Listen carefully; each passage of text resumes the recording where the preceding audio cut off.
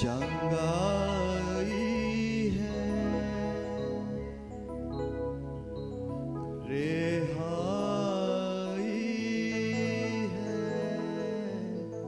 यीशु नाम।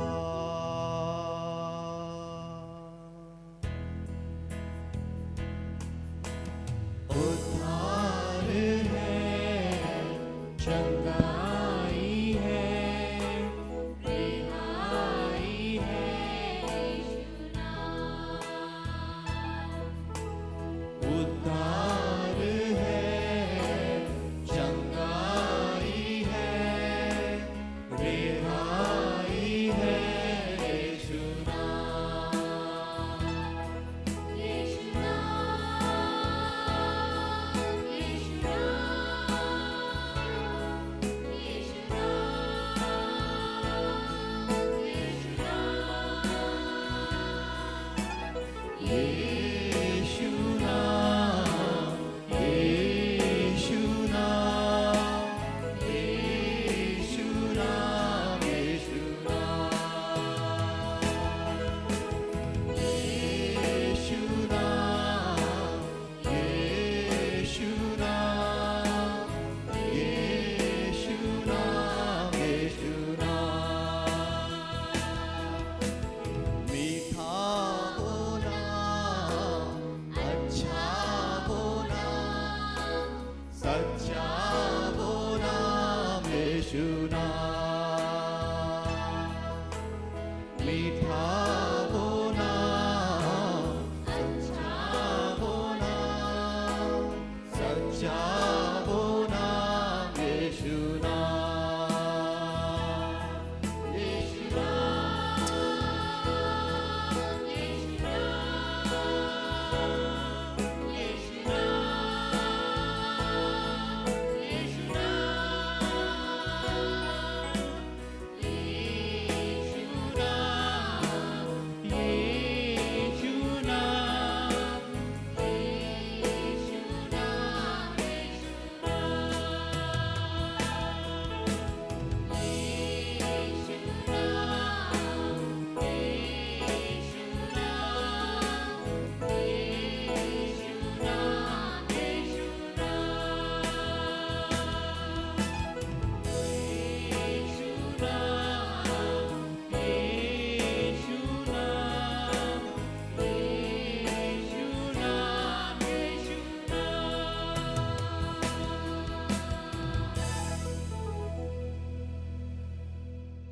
Good morning, good afternoon, जय मसीह की। आप जहाँ पर भी आज है, आज एक बार मसीह यीशु के नाम से आप लोग का हम स्वागत करते हैं।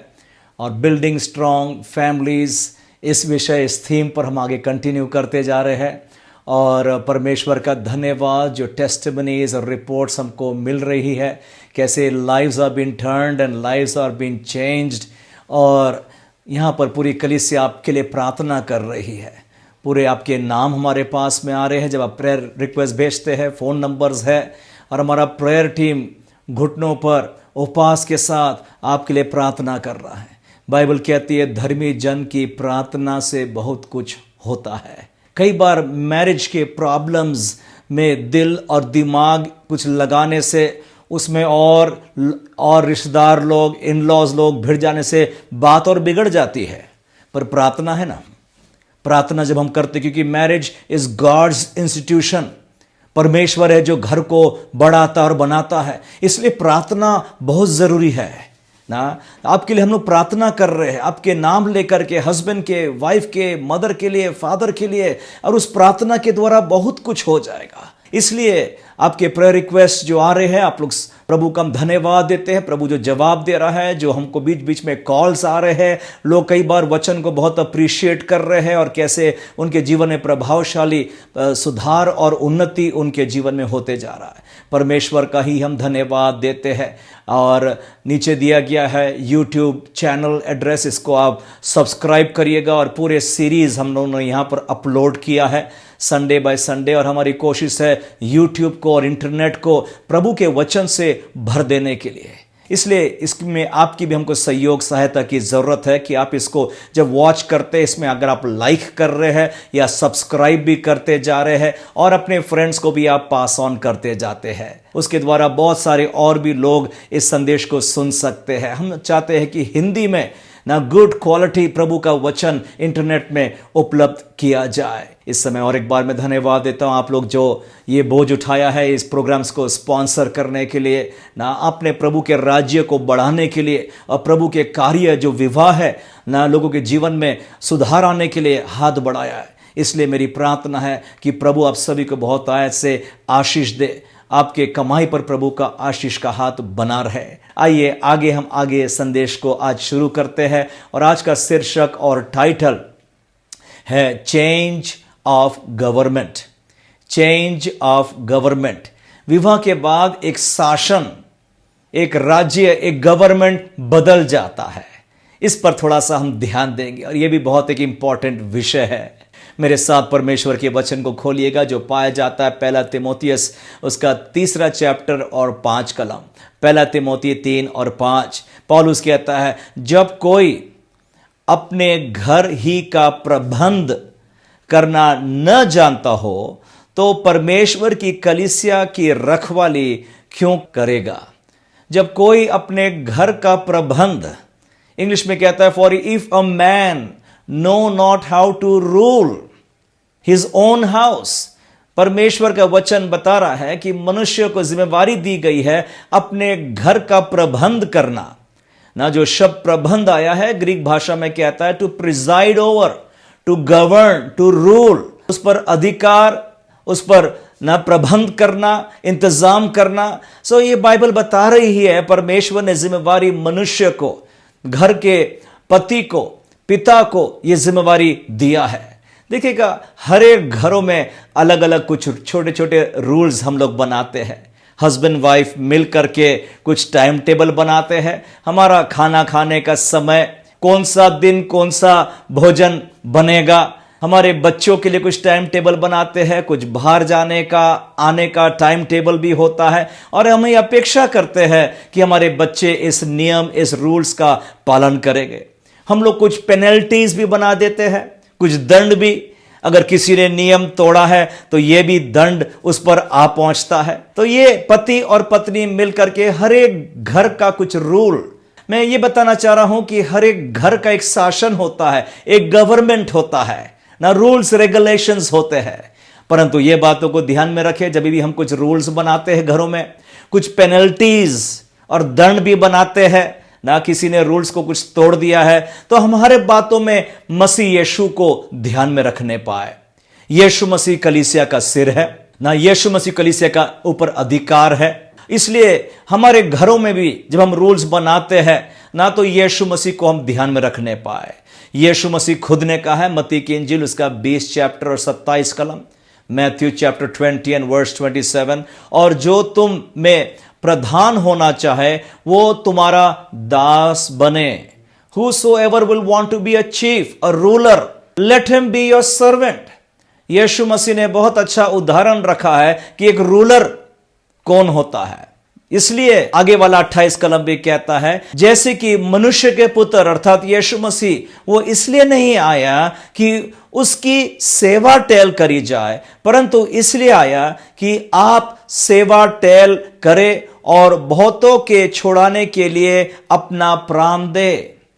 यीशु मसीह सेवा लेने को नहीं आया।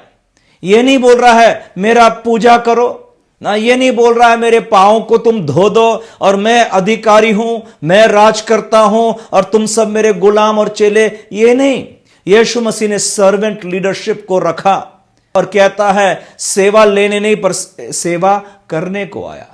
यीशु मसीह ने मानव जाति के दुख, दर्द में, विपत्ति में, परेशानी में जो मानव जाति पड़ा था उसके तरफ सेवा करने को आया।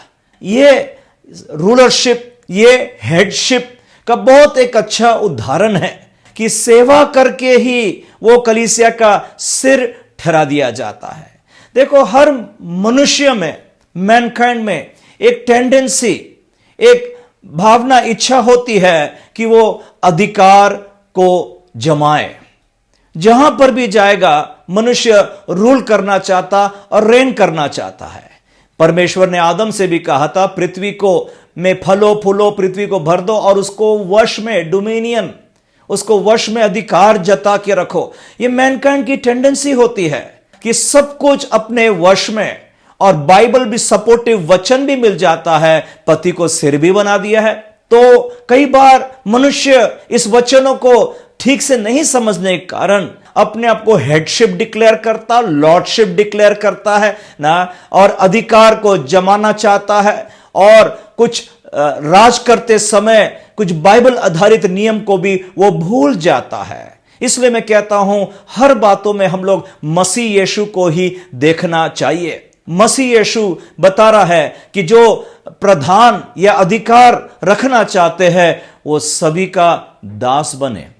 मतलब वो रूलरशिप, वो हेडशिप का स्थान लेने के लिए एक दाम देना पड़ता है, और वो दाम ये होता है, पहले सेवा करो ना, पहले सेवा करो ना।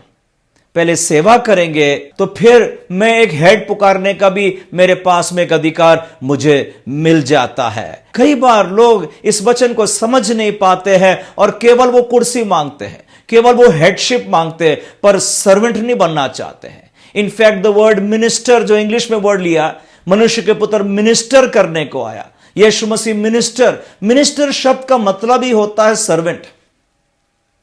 उसका मतलब होता है सेवा करना। कई बार लोग मिनिस्टर शब्द का अलग मतलब, अरे मिनिस्टर जी आए हैं, और उसको बहुत हम सेवा उसकी करना चालू। पर यीशु मसीह कह रहा है, मनुष्य के पुत्र मिनिस्टर करने को आया, सेवा करने को आया। यह ख्रीस्त की आत्मा है। हम कुर्सी पर बैठने के लिए नहीं आए, हम सेवा करने आए मानव जाति। यह यीशु मसीह कह, तुम में से जो प्रधान, तुम में से जो हेड बनना चाहता है वो सभी का सेवक बन जाए। यीशु मसीह ने एक डिफरेंट लीडरशिप स्टाइल ना अपने शिष्यों के साथ में रखा, और इसलिए वो आज हमारा गुरु है।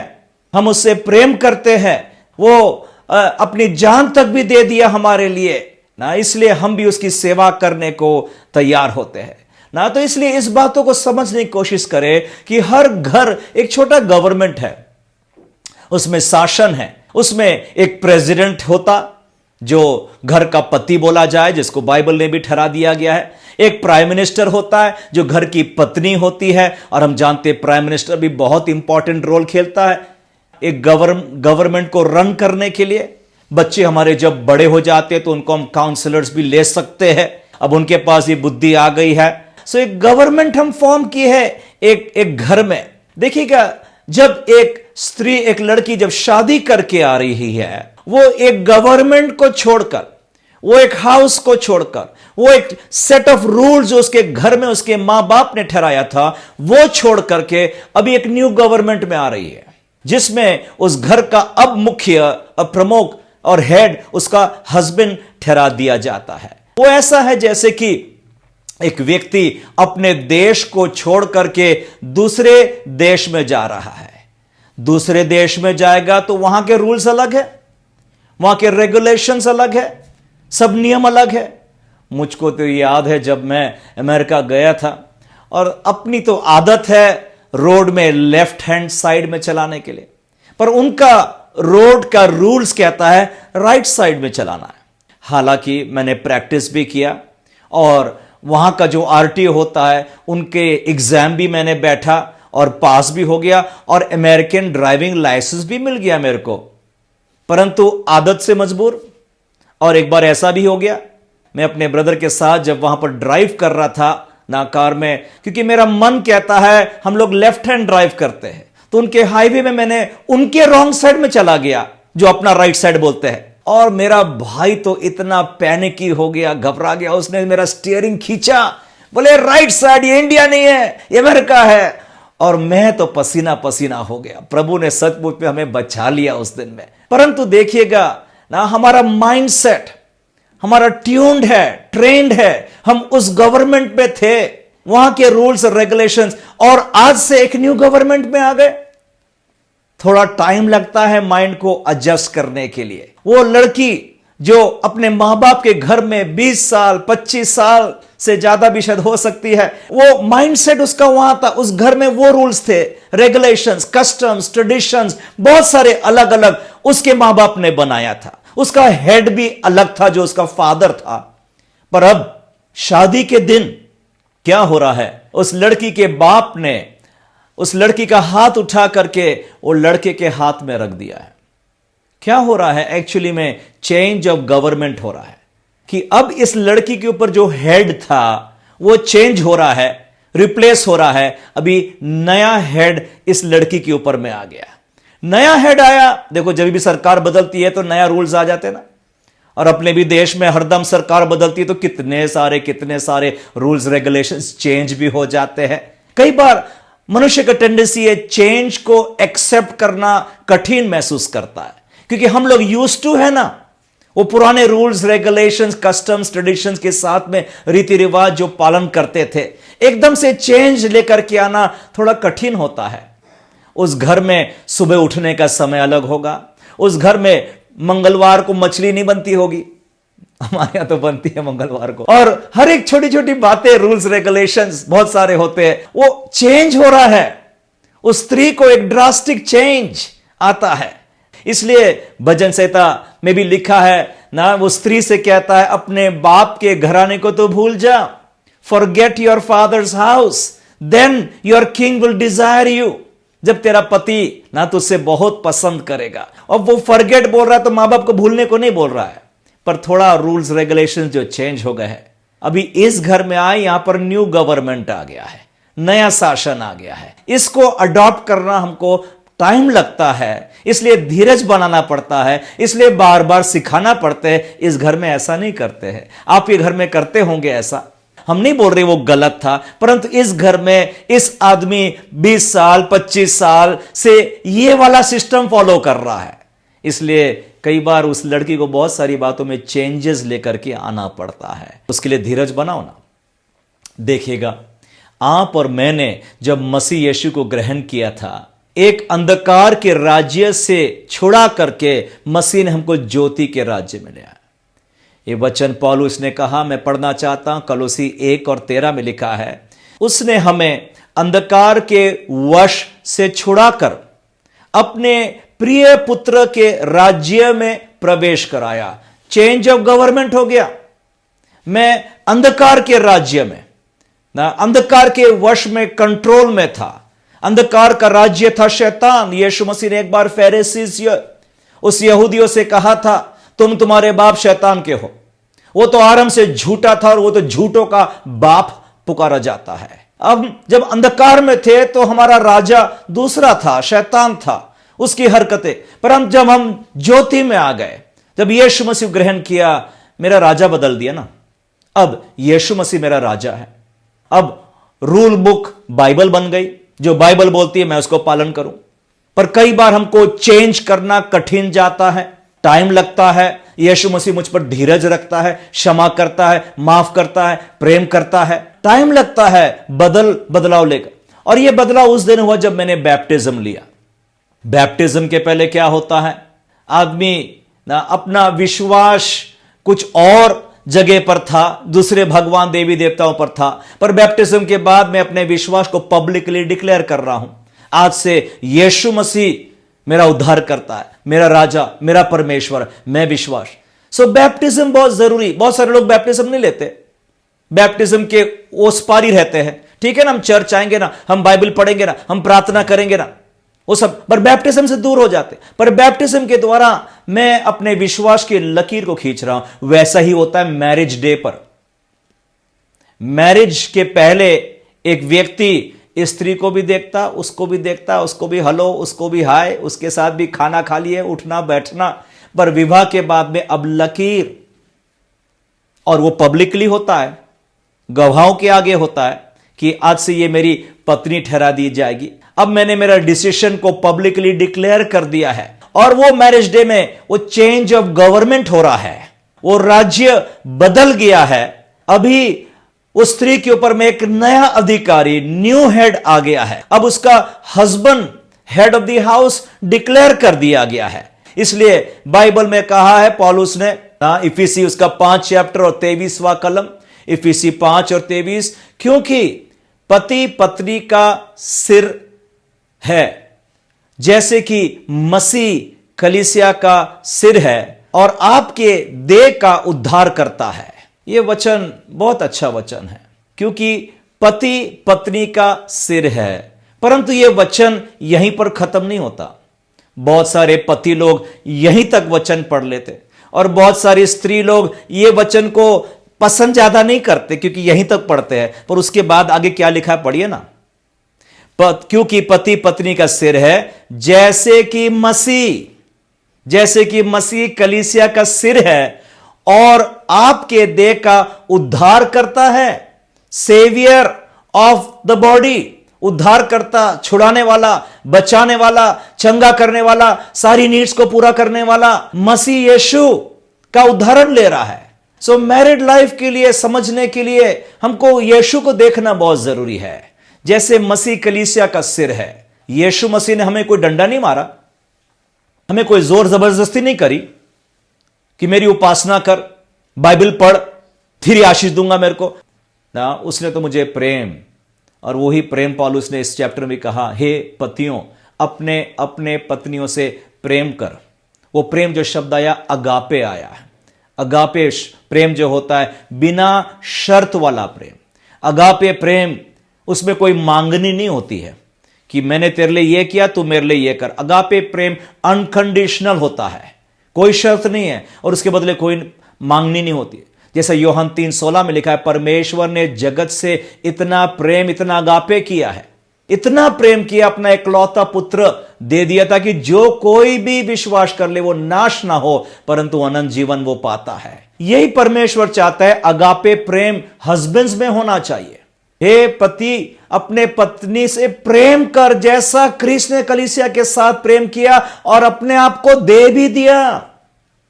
प्रेम एक सैक्रिफाइस मांगता है, अपने आप को दे दिया, मतलब अपनी मनसा, अपनी इच्छा सब कुछ सरेंडर कर दिया। मतलब कहने का है, अब पत्नी की खुशी मेरी खुशी। कहने का मतलब है पत्नी का दुख मेरा दुख।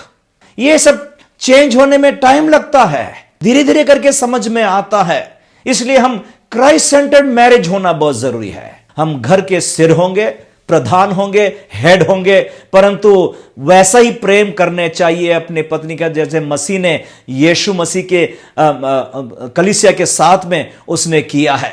वो जब तक हमें समझ में नहीं आएगा, हमको बहुत कठिनाई होगी हमारे मैरिड लाइफ में।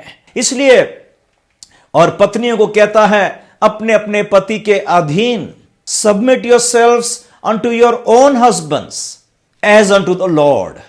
पौलुस कहता है अपने अपने पति के अधीन, जैसे कलीसिया क्रिस्त के अधीन। जो वचन यीशु मसीह देता है, करने को बोलता है, हम तत्पर तैयार हो जाते हैं। कुछ बातें पसंद भी नहीं आती होगी, परंतु क्योंकि मसीह का वचन कहता है इसलिए हम तत्पर तैयार भी हो जाते हैं। इसलिए एक जब शादी, एक घर शुरू कर रहे हैं, एक छोटा सा गवर्नमेंट फॉर्म हो रहा है। देखिएगा हर गवर्नमेंट में एक हेड होता है। इनफैक्ट ना परमेश्वर ने जो कुछ भी बनाया, कोई जानवर हो, मछली हो, कोई पक्षी हो, सबको एक हेड दिया, एक सिर दिया। किसी के ऊपर में 2 सिर नहीं है।